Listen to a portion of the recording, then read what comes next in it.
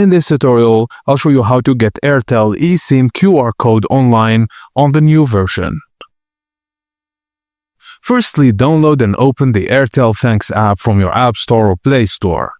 Log in using your phone number you want to upgrade to an eSIM. Now on the homepage, scroll down and find the shortcuts. Tap on Upgrade to eSIM. Now choose a device, select this device for the same device or other device if you're using another one. Enter your 32 EID number. You can find it in your phone settings, About Phone section. Refer to Airtel FAQs if needed.